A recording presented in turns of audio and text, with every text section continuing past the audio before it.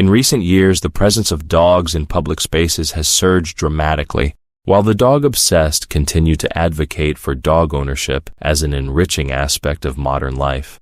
The truth is that dogs solely benefit their owners, and often not even that, while creating a whole host of negative social and environmental impacts. Beyond that, it has never been more crucial for society as a whole to consider the broader implications of this trend on public health. I've kind of created a new rule that is, my dog is allowed anywhere unless I'm told that she's not allowed to come in. So I'm currently shopping in Asda, and so he's just here chilling. She's just shopping with me and no one stopped me so far. She's having a great day. So we're doing our shop and we'll report back. The entitlement, overconfidence, and flippant attitude on display here. This is typical of many dog owners. Many of them no longer feel like they're doing anything wrong by bringing dogs into shopping centers and the like. That was but one clip, but in many cities around the world, this sort of thing is getting increasingly out of hand.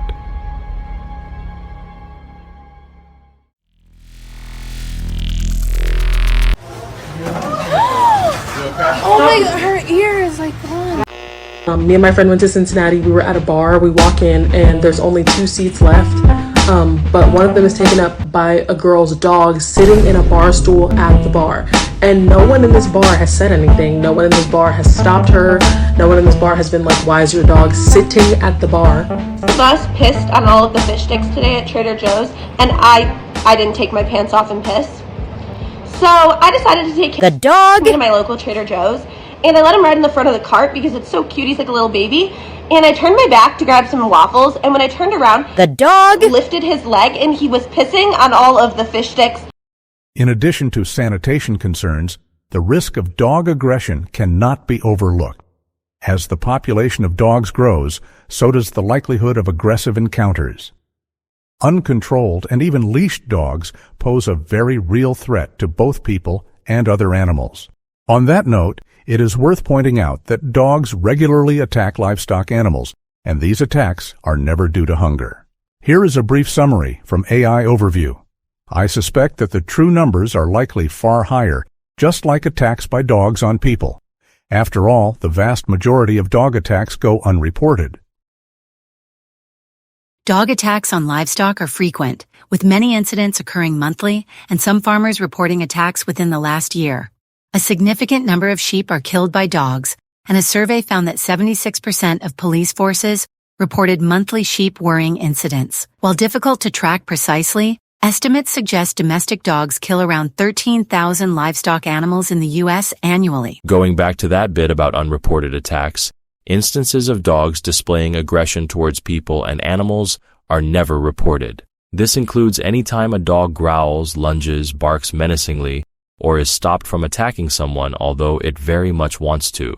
Until a dog actually bites or mauls someone to death, no one sees a problem. But we know that this is what dogs do, and very much want to do. Just the fact that they bark incessantly at anything going by shows what belligerent ghouls these so-called companions truly are. And I have long maintained that if we truly wanted to understand just how hostile dogs are, we would consider their innate behavior. After all, the fact that it is a common thing for them to want to kill animals, and generally these are animals smaller than themselves, although pit bulls will definitely attack horses, well, that fact says everything we need to know about their true nature. This is a clip I uploaded quite a while ago. This footage was sent to me via email. It's in Russia. I'm not sure what the deal with so many of the dogs there being German Shepherds, but those mutated wolves seem to be as popular over there as pit bulls are in the US. But this is a very common sight there. Dog nutters in Russia are so brazen that they can often be seen with these off-leash beasts in supermarkets, convenience stores, and on the streets as well. This last video was sent to me by Alina, and this following clip can also be found on Alina's channel.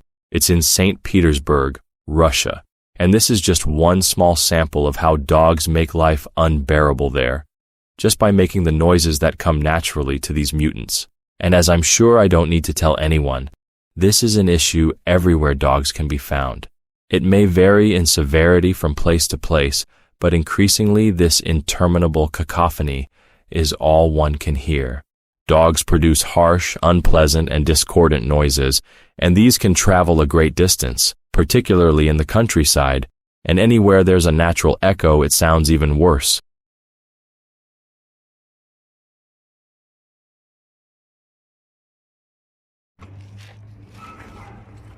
You hear?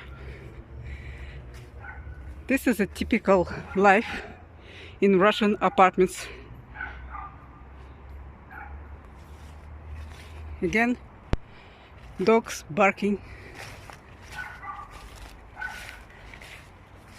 You see this multi-story apartment building over there? It's probably upstairs somewhere.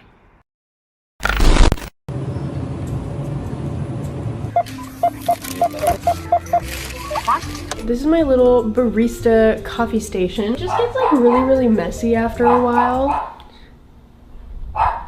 When I get groceries, I'm sure I could make a very long compilation of all the videos like that, where a dog's barking has ruined yet another YouTube video or recording. Keep in mind, this is not her dog. The dog is in another apartment unit, and as you can hear, it is very audible. However, the presence of loose dogs poses yet another public health concern. Statistics show that dog bites are a common injury in many communities, often resulting in medical treatment or hospitalization.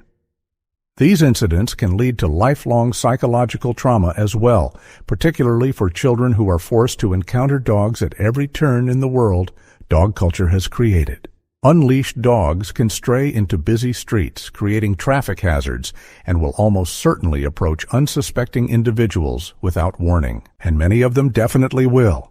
Loose dogs have the very real potential to cause serious accidents or injuries. It is also worth noting that leashes are often not nearly as effective at holding dogs back as many of us assume they are. This includes people who don't own or wish to interact with dogs, but who must encounter them while they are being walked, and dog owners themselves as well.